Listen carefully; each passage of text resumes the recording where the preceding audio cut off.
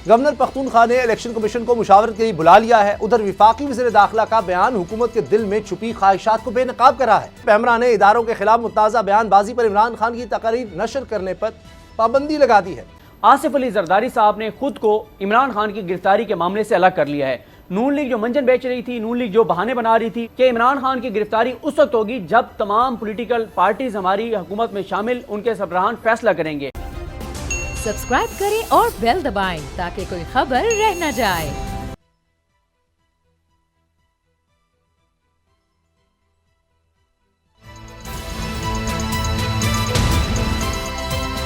अब पता चला।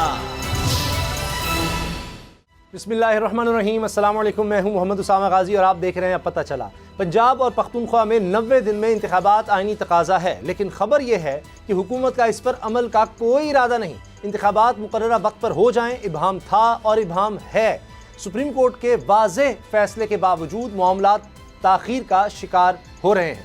गवर्नर पख्तूनख्वा ने इलेक्शन कमीशन को मुशावरत के लिए बुला लिया है। उधर विफाकी वज़ीर दाखिला का बयान हुकूमत के दिल में छुपी ख्वाहिशात को बेनकाब करा है। राना सनाउल्लाह ने मौलाना फजलुर रहमान के इंतखाबात मुलतवी करने के बयान को काबिल कदर करार दिया है और इंतखाबात में जलसे जुलूसों पर पाबंदी का इंदिया भी दे दिया है। कड़वा सच ये है कि अवाम को महंगाई के रहमो करम पर छोड़कर यह हुकूमत मुसलसल ऐसे इक़दाम कर रही है जिससे तवज्जो जालिमाना महंगाई से हटाई जा सके। 13 जमाती हुकूमत के आसाब पर सिर्फ इमरान खान का खौफ शिकार है। गिरफ्तारी की शदीद ख्वाहिश है, मगर गिरफ्तार करने से टांगे भी कांप रही हैं। हकीकत यह है कि हुकूमत की पूरी तवज्जो सिर्फ 2 कामों पर है। एक, इमरान खान के खिलाफ मुकदमा बनाना और दूसरा, काबीना की तादाद बढ़ाना। एक अकेले इमरान खान के खिलाफ मुकदमात की तादाद 77 तक जा पहुंची है। कोई महकमा, कोई इदारा बचा नहीं जिसने इमरान खान के खिलाफ मुकदमेबाजी में अपना हिस्सा न डाला हो। FIA से लेकर इलेक्शन कमीशन और पुलिस से लेकर नैब तक। आज नैब की 2 रुकनी टीम ममनुआ फंडिंग के नोटिस की तामील कराने पहुंची और अदम तामील पर इस नैब टीम ने भी इमरान खान के खिलाफ मुकदमा दर्ज कराने का इंदिया दे दिया है। उधर पैमरा ने इदारों के खिलाफ मुतनाज़ा बयानबाजी पर इमरान खान की तकरीर नशर करने पर पाबंदी लगा दी है, मगर मरीम नवाज के अदलिया पर हमलों की तकारीर सरकारी TV पर चलाई जा रही हैं। क्या हुकूमत में इमरान खान को गिरफ्तार करने की हिम्मत है या फिर सिर्फ इन्हें डराया जा रहा है? इसी से आगाज़ करेंगे। सैयद मुजम्मिल शाह मेरे साथ हैं। मुजम्मिल, देख रहे हैं कि एक अभी केस ख़त्म नहीं होता, उसके लिए कोई नोटिस आ रहा होता है तो एक और केस वही नैब की टीम में ला देती। इससे पहले हमने देखा कि वो जो इस्लामाबाद से पुलिस आई थी तामील करवाने वारंट की, उसने जाकर एक और मुकदमा कर दिया है। तो ये तो लग रहा है कि कोई सेंचुरी होने वाली है। बिल्कुल जी, ये मुकदमात के अंबार हैं। अब तो हमें भी अगर ऑनेस्टली पूछें तो कन्फ्यूजन हो रही है कौन सा केस जो है वो कहाँ लगा हुआ है और कौन से केस की समाअत किस दिन हो रही है। इमरान खान साहब को भी हो रही होगी, लेकिन मेरा ख्याल है कि जिस तरह से गिरफ़्तारी के लिए इस्लामाबाद पुलिस की टीम वहाँ पर पहुँची और वहाँ पर जो मामलात हुए, मुझे लगता है कि अगर स्टेट ने किसी भी कोर्ट की जो ऑर्डर है उसको इम्प्लीमेंट करवाने का फ़ैसला कर लिया है, तो इसमें कोई 2 राय नहीं होनी चाहिए कि हम यहाँ पर सिर्फ बात करने आए हैं या हम सिर्फ ये पूछने आए हैं कि आप गिरफ़्तारी दे सकते हैं या नहीं दे सकते, क्योंकि आप फिर क्लैरिफाई करें कि आपकी इंटेंशन क्या है। ऐसे करना कि रात को पुलिस डिप्लॉय की, सुबह वापस ले गए, इसके बाद में वहाँ कारकुनान को देखकर वापस आ गए। स्टेट की रिट जो है वो बड़ी स्ट्रांग होनी चाहिए, वो सिर्फ एक हजूम को देखकर कांप जाने वाली या हिल जाने वाली नहीं होनी चाहिए, क्योंकि जिस तरह से रियासत की डेफिनेशन ये होती है कि जिसके पास लेजिटिमेट मोनोपोली ऑन वायलेंस हो, जो कि डेफिनेशन है रियासत की, तो उस पर अगर स्टेट के पास ही ये इख्तियार ख़त्म हो जाएगा कि उसने अदालतों के ऑर्डर के ऊपर तामील नहीं करवा पानी, और अगर उसने मज़ामत देख के या कारकुनान की धक्कम पेल को देख कर अपने जो फ़ैसले हैं उनको वापस ले लेना है, तो उससे साबित ये होता है कि जो पुलिस है और गवर्नमेंट है ये इंतहाई कमज़ोर है। उसकी वजह यह है कि IG पुलिस एक और बयान दे रहे हैं, वो ये कह रहे हैं कि जी हम गिरफ़्तारी का फ़ैसला करके वहाँ पर गए थे, लेकिन राना सनाउल्लाह साहब की प्रेस कॉन्फ्रेंस में सुन रहा था, उन्होंने ये कहा कि ऐसा हो ही नहीं सकता कि हुकूमत फ़ैसला करे गिरफ़्तारी का और इमरान खान साहब एक दिन भी जेल से बाहर रह जाएँ। तो मेरा ख़्याल है कि उनके अपने IG साहब उनसे एग्री नहीं करते और पुलिस की और जो वज़ारत दाखिला है उसकी आपस में शायद कोऑर्डिनेशन नहीं है या बयानात में इतना फ़र्क है कि राना सनाउल्लाह साहब कह रहे हैं गिरफ़्तारी का फ़ैसला हुआ ही नहीं था। तो अगर फ़ैसला नहीं हुआ था तो वहाँ पर जब पुलिस जाती है, इमरान खान साहब के हवाले से डिस्कवर करती है कि वो किधर हैं, जिस पर कहा जा रहा है कि शिबली फराज साहब ने गालिबन ये स्टेटमेंट दी कि वो यहाँ पर मौजूद नहीं है। थोड़ी देर बाद इमरान खान साहब का खिताब भी वहीं से ऑनर हो गया। तो मुझे ये लगता है कि इंटेंशन वाज़े करें। अगर आपको ये अथॉरिटी जो है वो इम्प्लीमेंट करवानी है जो कोर्ट ने आपको दी है कि वारंट गिरफ़्तारी जारी हो चुके हैं, उसकी तामील करवाने के लिए आपके पास इख्तियार है।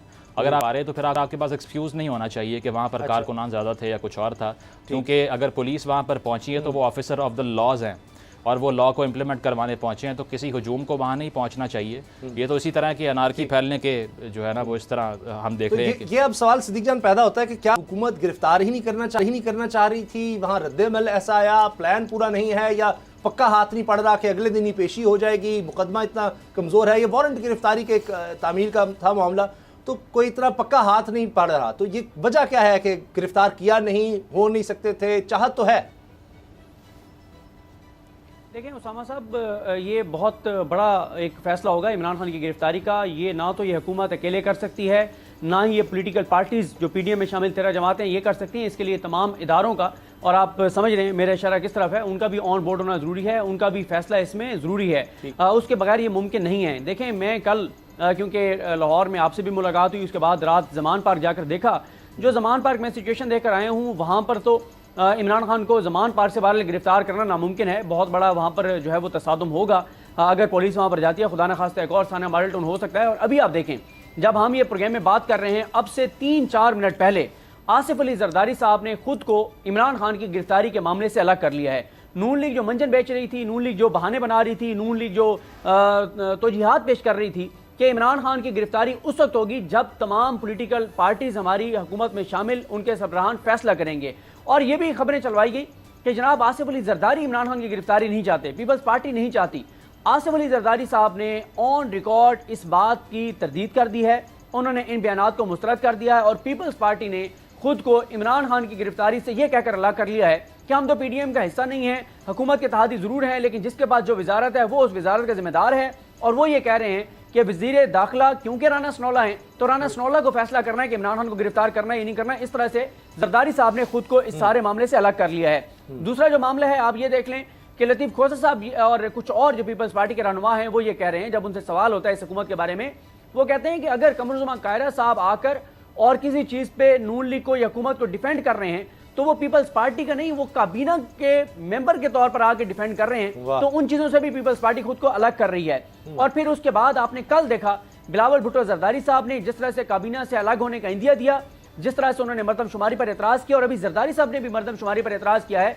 इसके पीछे जो बड़ी कहानी है वो मैं आपको बता देता हूं कि मामला ये हुआ है कि मौलाना फजलुर रहमान साहब ने एक ऐसी तजवीज़ पेश ये मैं चाह रहा हूँ, ये हमने प्रोग्राम में आगे बात करनी है, तो ये उस वक्त आपसे हम इस पर तफसील से बात करेंगे कि ये चक्कर क्या है। बयानात उनके बाद में चलाएंगे। हाँ जी, अच्छा, बयानात उनके बाद में चलाएंगे। हाँ, बयानात उनके बाद में चलाएंगे। वजूहात मैं आपको एक चीज बता दूं कि मौलाना फजलुर रहमान साहब ने एक ऐसी तजवीज़ पेश की है जिसको पीपल्स पार्टी ने यकसर मुस्तरद कर दिया है। मौलाना फजलुर रहमान साहब ने यह कह दिया है कि हमें पहली कोशिश ये करनी चाहिए कि इलेक्शन नहीं होने चाहिए, लेकिन अगर 30 अप्रैल को इलेक्शन होते हैं तो पीपल्स पार्टी, मुस्लिम लीग नून, पीडीएम, इन सबको बायकॉट कर देना चाहिए। पंजाब और केपीके में इलेक्शन का हिस्सा नहीं बनना चाहिए। पीपल्स पार्टी ने और मौलाना साहब ये कहते हैं कि इस वक्त इमरान खान की पॉपुलैरिटी है क्योंकि हमसे मुश्किल फैसले करवाए गए हैं, उनकी वजह से महंगाई हुई है, और अब इलेक्शन में जाना जो है वो सियासी तौर पर खुदकुशी होगा, लिहाजा हमें इलेक्शन में नहीं जाना चाहिए। कम अज कम 6 माह, हम बता दें सबको कि 6 माह में लगेंगे अवाम को रिलीफ देने में, 6 माह बाद हम इलेक्शन में जाएंगे, उससे पहले नहीं जाएंगे।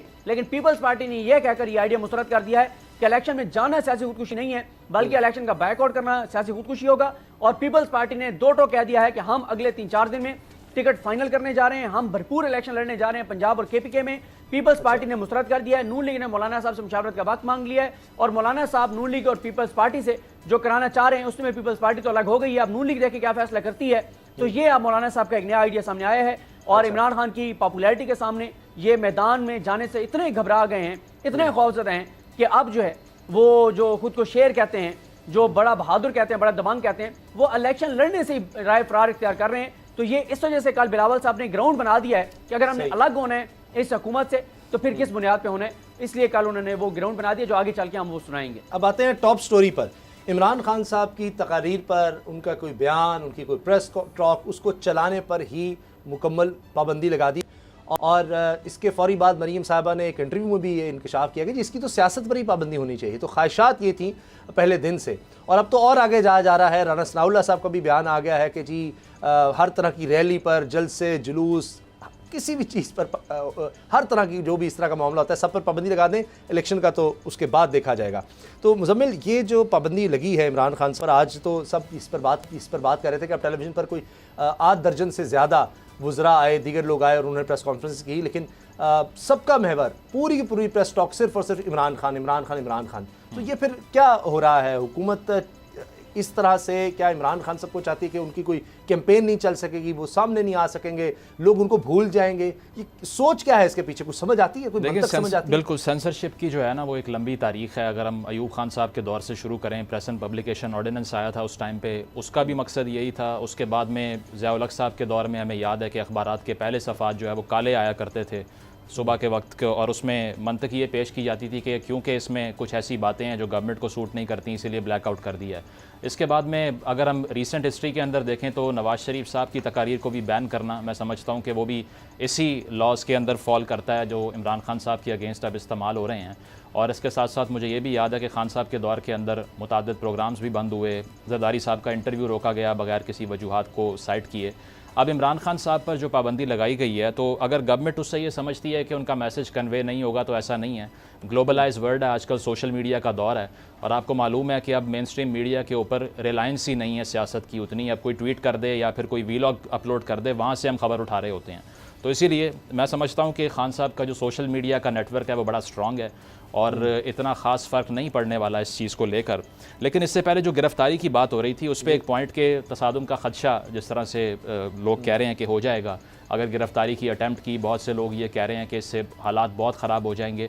मुझे ये चीज़ समझ नहीं आती कि खान साहब हमेशा से क्लेम करते आए हैं कि कोई भी अबव द लॉ नहीं होना चाहिए। हुक्मरान को सबसे पहले अपने आप को एक स्टेट का शहरी होने का सबूत देना चाहिए, और जिस तरह वो ख़ुद मिसालें भी देते हैं मगरबी हुक्मरानों की कि कोई साइकिल पर जाता है ऑफिस, इसके अलावा अपने आप को एहतसाब के लिए पेश करने के लिए सबसे आगे होना चाहिए।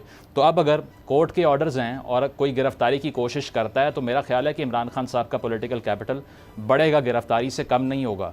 उनको फ़ायदा ही होगा, नुकसान नहीं होगा, क्योंकि ये जो तासुर उनके अगेंस्ट बनाया जा रहा है कि वो अपने आप को लॉ के आगे सबमिट नहीं करते, इसको ज़ाइल करने का अच्छा मौका है। जरदारी साहब की मिसाल भी हमारे सामने, उनको गिरफ़्तार करने के लिए टीम पहुंची, वो हंसते मुस्कुराते हुए बाहर आए और उन्होंने कारकुनान को मना किया कि नारेबाजी नहीं की जाएगी। और कल जो हमने मनाजिर देखे हैं उसमें पुलिस वालों को धक्के पड़ रहे थे। तो इमरान खान साहब को एक मिसाल सेट करनी चाहिए, और लीडिंग बाय एग्जाम्पल वाली बात है, क्योंकि अगर वो क्रिकेट भी खेल चुके हैं तो वो तब भी हमेशा लीड बाय एग्जाम्पल ही करते थे। तो अभी मेरा ख्याल है कि उनको करना चाहिए। और सही है, लेकिन मुझे लगता है कि एफर्ट ही नहीं थी। आप देखें ना, वो अंदर तक चले गए, वो अलग बात है कि कुछ लोगों ने उनको रोका, कोई वहाँ को धक्कम पेल हम कह सकते, लेकिन कोई मज़ामत उस तरह की नहीं थी कि किसी ने उनको ज़बरदस्ती को रोका। वो अंदर तक गए, की कमजोरी है, बिल्कुल। वहाँ इंस्पेक्टर बैठा रहा, फिर वो अपनी मर्जी से उठकर चला गया और वहाँ लिखा गया कि जी ही इज़ नॉट अवेलेबल और वो सब कुछ। तो वही कोऑर्डिनेशन की भी शायद बात थी। अच्छा सदीक, ये जो पाबंदी है इस पर भी बात करेंगे, और ये वारंट गिरफ्तारी का जो मामला है इस पर भी थोड़ा सा कि ये बात आई कि जी इमरान खान साहब खुद जाकर फिर गिरफ्तारी दे दें, लेकिन क्या वारंट पर ही गिरफ्तारी हो जाती है? क्योंकि हमने तो राना सनाउल्लाह साहब को भी देखा, उनके भी वारंट गिरफ्तारी है।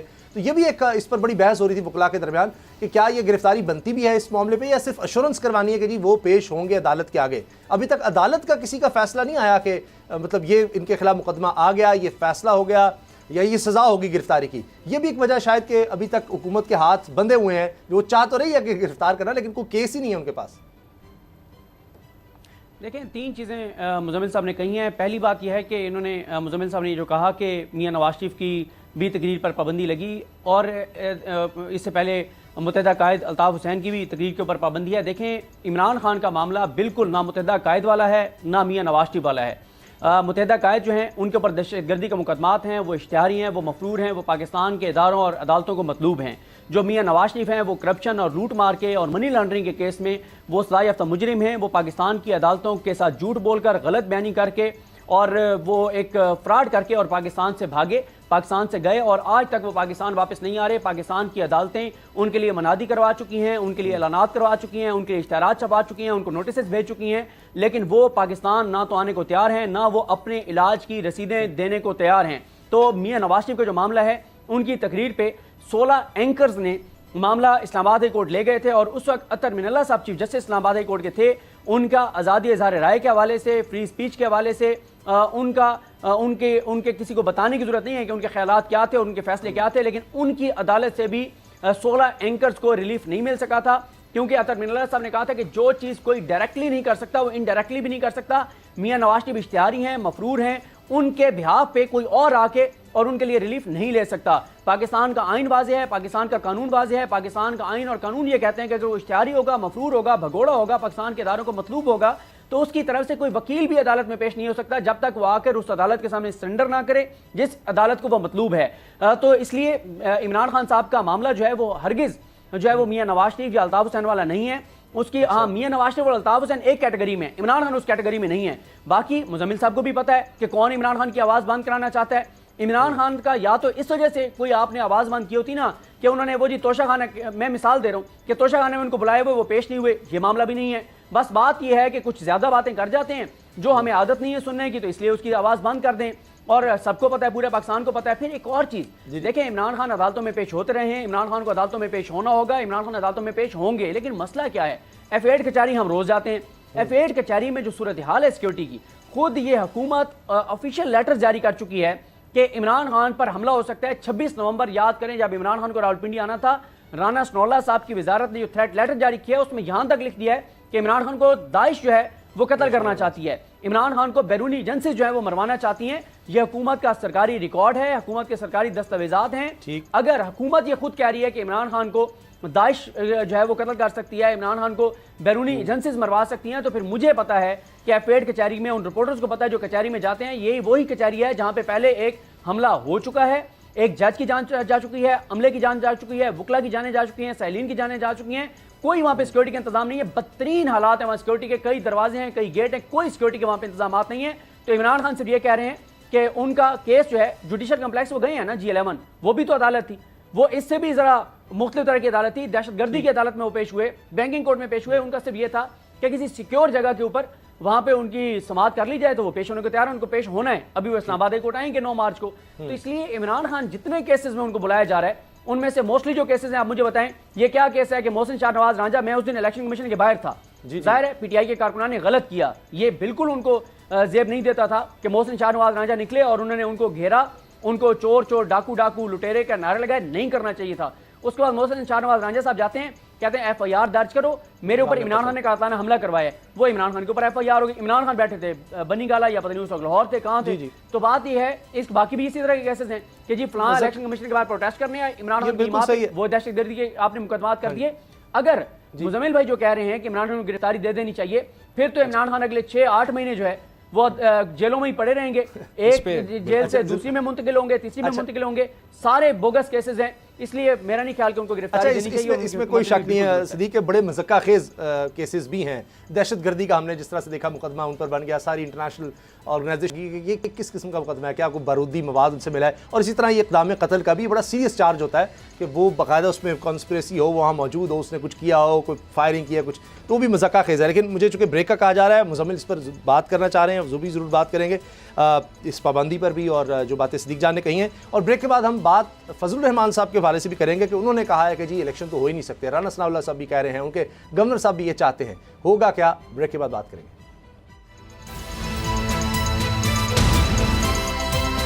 अब पता चला।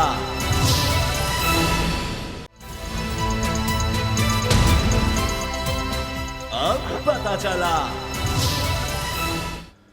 ब्रेक से पहले हम बात कर रहे थे, हुकूमत की जानिब से पाबंदी है इमरान खान साहब की तकरीर पर, बयानात पर, प्रेस कॉन्फ्रेंस, प्रेस टॉक नहीं दिखाई जा सकती। इसी तराजू में गिरफ्तारी की बात हो रही थी। मुजम्मिल कुछ बात उस पर करना चाह रहे थे, कोई रिस्पॉन्ड करना चाह रहे थे मुजम्मिल? बिल्कुल उसामा, ये जिस तरह से सदीक ने भी बात की, मैं उससे एग्री करता हूँ कि इमरान खान साहब की जो गुफ्तगू है उसको सेंसर नहीं किया जाना चाहिए। लेकिन मैं ये नहीं समझता कि सेंसरशिप का हमेशा से कोई ऐसा मतलब होता है, जुडिशली या केस कोई ऐसा स्ट्रॉन्ग हो तभी सेंसरशिप होती है। नवाज शरीफ साहब की जिस तरह उन्होंने बात की, तो जब उनकी तकरीर बैन थी तो एहसान साहब का इंटरव्यू टीवी पर नशर हो रहा था, जो कि APS में एक्यूज़ड हैं, सबको मालूम है उसमें। तो उसके बावजूद उनको ग्रीन सिग्नल मिल गया, नवाज शरीफ साहब को नहीं मिला। तो इससे साबित ये होता है कि केसेस जो हैं वो एक पर्टिकुलर टाइम के ऊपर पुटअप किए जाते हैं। जिस तरह से हमने एजाज शाह साहब का बयान भी याद होगा सदीक साहब को भी, जो कि PTI की अपनी कैबिनेट के अंदर थे, तो उन्होंने ये कहा था कि अगर ये मुशर्रफ वाले केस को ना छेड़ते, आज भी हुकूमत में होते, जो कि खुद कन्फेस वो कर रहे हैं कि असल में इस तरह की इंटेलिजेंस ना करते तो आज भी शायद हुकूमत चला रहे होते। तो ये चीज़ है कि ये सारे मामलात और ये केसेस उसी टाइम इमर्ज करते हैं जब कोई पॉलिटिशियन कॉपरेट करने से मना करता है। अगर खान साहब की बात करें तो उनकी तकारीर जो है वो आर्टिकल 19 की अगर हम बात करें तो फ्रीडम ऑफ स्पीच है, लेकिन नेशनल इंटरेस्ट को प्रोटेक्शन की बात भी की गई है। अब उसके अंदर किसी भी चीज़ को लाया जा सकता है, जिस तरह से खान साहब इदारों को तनकीद का निशाना बनाते हैं। तो इन्होंने ये कानून साजियाँ कर रखी हैं कि तनकीद जो है उसमें 5 साल की कैद हो जाएगी, या पीका लॉ पास करवा दिया। तो ये इमरान खान साहब के दौर के अंदर ही लेजिस्लेशंस हुई हैं, और अब उसी का अगर वो निशाना बन सकते हैं। नून लीग के दौर में भी 3 साल था, लेकिन इन्होंने उसको एक्सटेंड कर दिया, बढ़ा दिया था।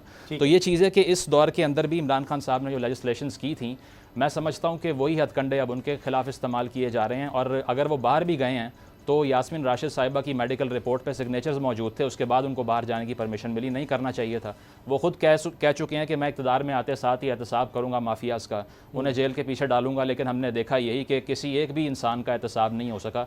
इनफैक्ट जो आटे चीनी की रिपोर्टें आती रहीं उसमें जहांगीर तरीन साहब का नाम सामने आया, उनके खिलाफ भी कुछ नहीं कर सके। तो अगर पॉलिटिक्स में इफेक्टिवनेस नहीं है और आप पॉलिटिक्स में किसी को अक्यूज़ तो कर सकते हैं, उसको कन्विक्ट करने की पावर नहीं रखते, कोई एविडेंस प्रोड्यूस नहीं कर सकते। राना सनाउल्लाह साहब के खिलाफ केस बना और वो उड़ गया, उसमें फवाद चौधरी साहब की कन्फेशन सामने आ गई। तो ये सारी चीज़ें हैं कि मैं ये समझता हूँ कि बिल्कुल सेंसरशिप नहीं होनी चाहिए, लेकिन ये सारी चीज़ें पॉलिटिकल इस्तेमाल के लिए यूज़ होती हैं। नवाज शरीफ के टाइम में भी हुई, अब भी हो रही हैं, और इसमें पीछे और भी बड़ी ताकतें होती हैं। अच्छा, चूँकि हम आगे हमें राना सनाउल्लाह साहब, उन्होंने अब इलेक्शन से फरार का बहाना या भागने का एक तरीका बड़ा अपना लिया है, और उनको फजल रहमान साहब भी बड़े पसंद आ रहे हैं कि उन्होंने कहा जी पहले तो मरदमशुमारी हो जाए, उसके बाद देखेंगे। गवर्नर साहब भी अभी तक कह रहे हैं आ जाओ जी, इलेक्शन कमीशन आ जाए, फिर बैठते हैं, फिर बात करते हैं, फिर देखते हैं। तो राना सनाउल्लाह साहब ने कहा क्या, ज़रा देखिए। फैसला जो है वो इलेक्शन करवाने या ना करवाने का तो गवर्नमेंट ने करना नहीं है, ये फैसला तो करना है इलेक्शन कमीशन ने। इलेक्शन कमीशन जो है वो पाबंदी लगा दे कि ना कोई जलसा होगा, ना कोई जुलूस होगा, ना कोई रैली होगी, और ना ही जो है वो किसी बंद कमरे में जो है वो बेलगाम बकवास होगी और लोगों के ऊपर दुश्मनाम तराजी होगी, गाली गलोच होगी, अदारों को जो है वो बदनाम किया जाएगा। तो इस किस्म की अगर पाबंदियाँ लगा दे और जो इन पाबंदियों की खिलाफ वर्जी करे उसको नाअहल करार दिया जाए, तो मेरा ख्याल है इलेक्शन कोई मुश्किल। सिद्दीक, ये बड़ी तेज़ी आ रही है परेशानी में, और लग रहा है कि किसी सूरत भी इलेक्शन कराने को तैयार नहीं है। क्या वजह है? अगले कुछ दिन बड़े अहम हो गए हैं जिसकी वजह से कह रहे हैं कि कुछ रोका जा सके, किसी तरह से कोई मामला ख़राब हो सके, इलेक्शन की तरफ ना बढ़ा जाए। देखें, बिल्कुल आपने दुरुस्त निशानदेही की। अब मामला जो है वो हुकूमत या वो लोग जो इलेक्शन नहीं चाहते उनके हाथ से निकलते चले जा रहे हैं, जैसे जैसे दिन आगे बढ़ते चले जा रहे हैं। देखें, अगर आप इलेक्शन एक्ट का जायज़ा लें, इलेक्शन एक्ट के जिस सेक्शन के तहत सदर ने तारीख का ऐलान किया है उसका अगर आप जायज़ा लेते हैं तो आज जब हम बात कर रहे हैं 6 मार्च है, तो अगले 48 घंटों के अंदर अंदर इलेक्शन कमीशन ऑफ पाकिस्तान को जो है वो इलेक्शन के शेड्यूल का ऐलान करना है। अब इलेक्शन का शेड्यूल क्या होगा, जब जो ये इलेक्शन शेड्यूल का ऐलान करेगा इलेक्शन कमीशन, चाहे वो कल कर दे या परसों कर दे, 48 घंटे से ज़्यादा का उनके पास टाइम नहीं है, क्योंकि इलेक्शन एक्ट में लिखा हुआ है कि जब सदर जो है वो इलेक्शन की तारीख देंगे तो उसके 7 रोज़ के अंदर अंदर इलेक्शन कमीशन ऑफ पाकिस्तान को शेड्यूल का ऐलान करना है। जब वो शेड्यूल का ऐलान करेंगे तो उसके उस तारीख, जिस तारीख को वो शेड्यूल का ऐलान करेंगे, उसका जो छठा दिन है वो कागजात नामजदगी जमा कराने की जो है वो आखिरी तारीख जो है वो मुकर्रर करना होगी, जिस तारीख को वो शेड्यूल ऐलान करें। और नामजदगी फॉर्म जमा कराने की जो आखिरी तारीख है उससे अगला दिन जो है उसमें जो उम्मीदवार हैं उनकी लिस्टें जारी होंगी। तो कागजात नामजदगी जमा कराने की आखिरी तारीख से 8वें रोज़ नामजदगी फॉर्मों की स्क्रूटनी की आखिरी तारीख जो है वो मुकर्रर करना होगी। यानी इलेक्शन एक्ट में बिल्कुल वाज़ेह है, हर चीज़ वाज़ेह है कि कितने क्या करना होगा। उसके बाद की तारीख का चौथा दिन नामजदगी फॉर्म रद्द और मंजूर होने के खिलाफ अपील दाखिल करने का आखिरी दिन मुकर्रर करना होगा। हर जगह पे लिखा हुआ है कि कौन सी जो है दिन वो आखिरी जो है वो तारीख होगी। उसके बाद नामजदगी फॉर्म मुस्तरद मंजूर होने आखिरी तारीख के 7वें रोज तक अपीलों पर फैसले होंगे, और अपीलों पर फैसलों की आखिरी तारीख के अगले दिन उम्मीदवारों की रिवाइज लिस्टें जारी करना होंगी। रिवाइज लिस्टें जारी होने के अगले दिन तक उम्मीदवार दस्तबरदार हो सकेंगे, और उम्मीदवारों की दस्तबरदारी की तारीख के अगले रोज उम्मीदवारों को इंतखाबी निशान जो है वो अलाट होंगे, और उम्मीदवारों की रिवाइज लिस्टें जारी करने वाले दिन से कम अज कम 28 दिन जो है वो पोलिंग की जो तारीख है जो मुकर्रर करना होगी। यानी इसके मुताबिक इलेक्शन कमीशन जो अब शेड्यूल जारी करेगा तो मार्च के अंदर अंदर ये तमाम प्रोसेस मुकम्मल करना होगा। तो बल्कि 2 अप्रैल से पहले, तो 2 अप्रैल से पहले जब ये तमाम प्रोसेस कंप्लीट होगा तो तब जाके और 30 अप्रैल को जो है वो इलेक्शन होने हैं। तो इसलिए अब इलेक्शन कमीशन बाउंड है। अभी इलेक्शन कमीशन ये कोई बहाना नहीं बना सकता। इलेक्शन कमीशन को शेड्यूल देना है। जो केपीके का मामला है उस पर भी गवर्नर ने अब इलेक्शन कमीशन को बुला लिया है कि 7 या 8 तारीख को आ जाए मुशावरत के लिए। उनको भी तारीख देनी है सुप्रीम कोर्ट के फैसले के मुताबिक, और इलेक्शन कमीशन को भी आगे बढ़ना है। तो अब मुश्किल होता चला जाएगा। और अगर यहाँ पे एक गलती कर रहे हैं इमरान खान साहब जो अभी तक वो उम्मीदवारों का ऐलान नहीं कर रहे, उससे तासर ये जा रहा है कि इमरान खान भी ये समझते हैं कि शायद इलेक्शन नहीं होने। अगर इमरान खान टिकटों का ऐलान कर देंगे तो जब इमरान खान जिनको टिकट देंगे वो कैंपेन के लिए उतरेंगे मैदान में, तो फिर ज़ाहिर नून लीग के भी उम्मीदवार को उतरना पड़ेगा, पीपल्स पार्टी के भी उम्मीदवार को उतरना पड़ेगा, पीडीआई में शामिल दीगर जमातों के उम्मीदवारों को उतरना पड़ेगा। जब ग्राउंड के ऊपर इतनी बड़ी एक्टिविटी शुरू हो जाएगी तो बड़ा मुश्किल हो जाएगा फिर इलेक्शन को मुलतवी करना। जब लोग चार्ज होंगे, एक कैंपेन चल पड़ेगी, हर गली में मोहल्ले में ऑफिस खुल जाएंगे, मुश्किल होता चला जाएगा। लेकिन इस वक्त तक इमरान खान साहब की जो सूरत हाल है, उससे लगता है कि तहरीक इंसाफ भी अभी तजब्जुब का शिकार है, अभी उनमें भी क्लैरिटी नहीं है कि इलेक्शन होना या नहीं होना, जिससे तहरीक इंसाफ जो है वो अपना नुकसान कर रही है। क्योंकि पीछे जो है वो दिन टोटल जो है वो इलेक्शन से पहले टोटल 53 दिन रह गए और इन 53 दिनों के बाद जो है वो इलेक्शन है। अभी तो तहरीक इंसाफ जब टिकट अनाउंस करेगी तो हर हल्के में इस वक्त 4-4, 5-5 उम्मीदवार हैं, बाकियों को मैनेज करना होगा क्योंकि इस वक्त हॉट फेवरेट है तहरीक इंसाफ। पता है कि तहरीक इंसाफ का टिकट जो है वो 90% जीत जो है वो यकीनी है, तो इसलिए इमरान खान साहब टिकटों की तकसीम के ऐलान का ना करके बड़ी ताखीर कर रहे हैं। अच्छा, कुछ ऐड आप करना चाहिए? मैं सिर्फ इतना कहूँगा जी, $1 मिलियन क्वेश्चन है इलेक्शंस का, तो मैं इतना कहता हूँ मुझे लगता है जी होंगे। ठीक है, आप बताएं।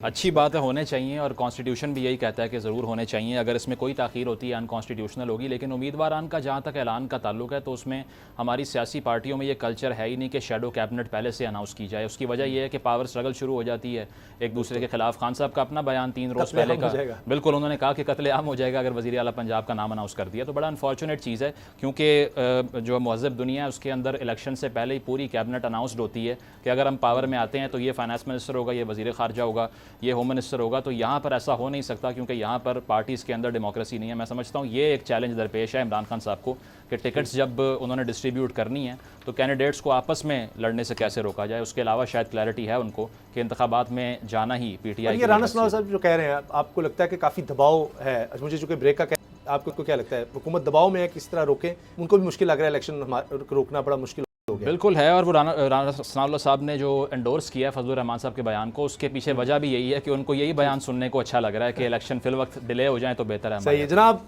लेकिन मसला यह है कि पीडीएम में भी लड़ाई हो चुकी है और उसकी वजह क्या है, क्या वजूहात हैं कि बयानात एक दूसरे के खिलाफ आने लगे हैं। बिलावल साहब कह रहे हैं हम वजारतें छोड़ देंगे, इस पर हम बात करेंगे। अंदर की खबर क्या है, ब्रेक के बाद।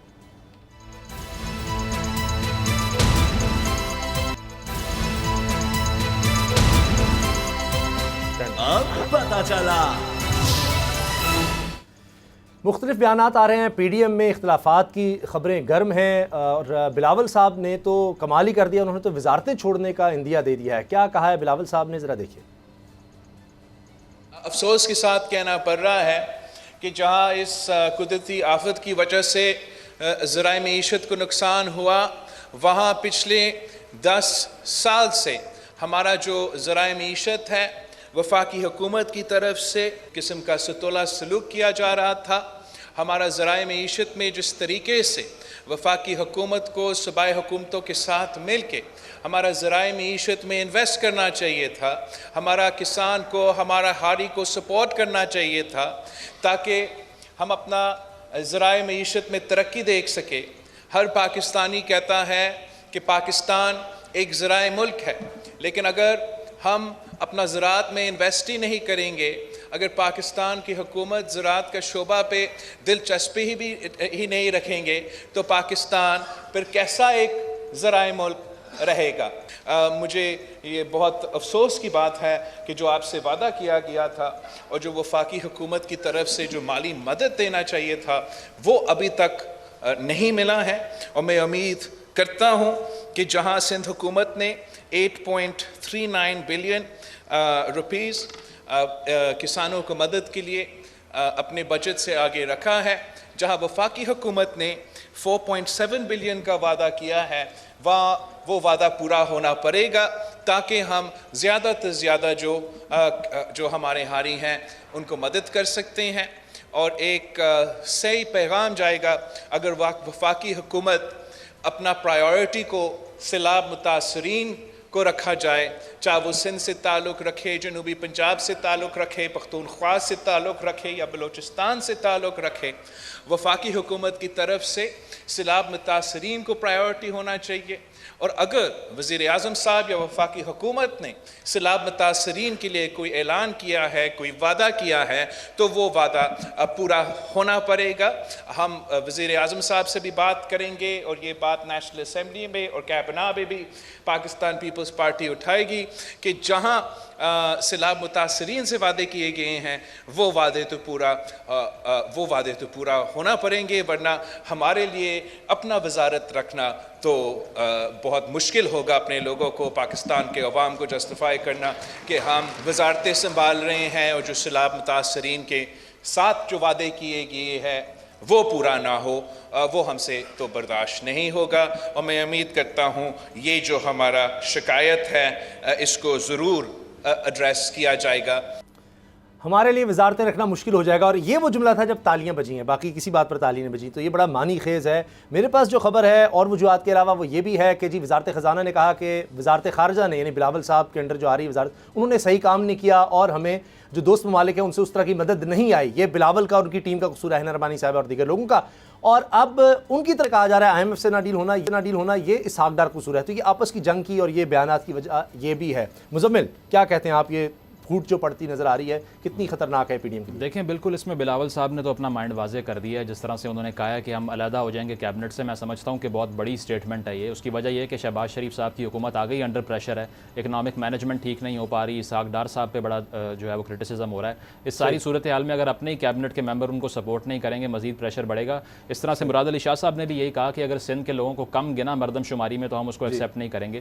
तो मैं समझता हूँ कि जो सिंध की नेशनल पॉलिटिक्स है उसमें बिलावल साहब अपने आप को क्लियर कर रहे हैं कि वहाँ पर मेरा स्ट्रॉन्ग होल्ड होना चाहिए, क्योंकि वहीं से मैंने मैंडेट लेना है। इसीलिए अगर उनको विफाक छोड़ना पड़ भी जाता है तो मैं नहीं समझता। ये तो लगता है वो भी समझ रहे हैं किसी वक्त इलेक्शन हो सकते हैं। सिद्दीक, देखिए, ये बिलावल साहब का जब ये बयान आया तो मैंने इस बयान पे जो MB सोमरो साहब, जिनके अक्सर स्टोरीज हम डिस्कस करते हैं प्रोग्राम में, मैंने MB सोमरो साहब को भेजा। मैंने कहा ये बताएं कि ये 4 अरब रुपए की बात कर रहे हैं, 4 अरब डॉलर की बात कर रहे हैं? उन्होंने कहा 4 अरब रुपए की बात कर रहे हैं। मुझे बताएं, आप भी सारा दिन ये चीज़ें देखते हैं, मुजम्मिल साहब भी देखते हैं, कि बिलावल चाहें, जरदारी साहब चाहें और सिर्फ 4 अरब रुपया ना मिले वफाक से, कैसे हो सकता है? जहाँ पे 85 रुकनी काबीना है, हर चीज़ पे फजूल खर्चियाँ चल रही हैं, गाड़ियाँ, हर चीज़ हो रही। 4 अरब रुपए की क्या हैसियत है इस हुकूमत के लिए, और वो भी सैलाब ज़दगान के लिए? लेकिन ये मामला ये है कि बिलावल साहब ग्राउंड बना रहे हैं हुकूमत से अलग होने का। जो मौलाना साहब मशवरा दे रहे हैं कि जनाब बाइकआउट कर दें पंजाब और KPK में, उसके तनाजुर में ये बयान को आप लें, क्योंकि अगर नून लीग ये फैसला करती है कि हमने बाइकआउट करना है, पीपल्स पार्टी बाइकआउट नहीं करेगी। पीपल्स पार्टी पंजाब और KPK में लड़ेगी और हुकूमत से अलग हो जाएगी, और साथ ही उसके बाद पीपल्स पार्टी जो है वो माहौल बनाना शुरू कर दी, ये नून लीग पर अटैक करना शुरू कर देगी, ताकि पंजाब में जो है वो भी anti-PMLN वोटर जो है उसको अट्रैक्ट कर सके, दोबारा अपनी जगह बना सके। तो ये बिलावल साहब जो है वो माहौल बना रहे हैं। इसके अलावा एक और मरदमशुमारी के हवाले से मामला है, उस पर तो हम कल बात करेंगे कि ये क्यों कर रहे हैं। लेकिन ये वाज़ेह नज़र आ रहा है, जो आपने बात की कि बिलावल साहब, पहले इसहाक डार साहब ये एक जगह बता चुके हैं एक ब्रीफिंग में कि जनाब बिलावल की वजारत खारजा ने IMF के साथ जो हमारे मामलात हैं उसमें और दोस्त मुल्कों से पैसा ने कोई किरदार अदा नहीं किया। अगर बिलावल साहब ने इस वक्त पाकिस्तान को डिफॉल्ट से बचाने के लिए उनकी वजारत किरदार अदा नहीं कर रही, तो फिर बिलावल साहब पूरी दुनिया में क्या करने जा रहे हैं? कोई एक फ़ायदा बता दें जो उनके दौरों से पाकिस्तान को, वो अगर उन्हें मुआशी तौर पर ही पाकिस्तान को इस क्राइसिस से निकालने के लिए दोस्त मुल्कों को, ये दुनिया को इस हवाले से नहीं कायल करना, तो ये वाज़ेह इशारे हैं कि पीपल्स पार्टी किसी मौके के ऊपर भी अलग हो जाएगी अगर PMLN ने मौलाना की बात मान ली कि बाइकआउट कर दिया जाए, पंजाब और KPK में इलेक्शन ना लड़ा जाए। और ये मेरी नज़र में ये एक इशारा ज़रूर है कि इनको भी अंदाज़ा है कि शायद ये रोक ना पाएँ, इलेक्शंस होंगे, इलेक्शंस को ये शायद रोक नहीं सकते। इसी वजह से अभी से इस तरह का ग्राउंड या इस तरह की बुनियाद बना रहे हैं कि फिर हमने अलहदा होना है और अलग अलग इलेक्शन लड़ना है, और ये दरारें मुझे आने वाले दिनों में गहरी होती नज़र आ रही हैं। प्रोग्राम देखने का शुक्रिया, इजाज़त दीजिए, अल्लाह हाफ़िज़। अब पता चला। जिंदगी एक मैदान है और PSL 8 में हर टीम को छूना आसमान है। 6 टीमों के बीच धुआंधार लड़ाई। ये शोर न लड़ाई का है न डर का, ये शोर है जीत का, ये शोर है जुनून का। खेल का जुनून रोजाना रात 11 बजे सिर्फ बोल न्यूज पर।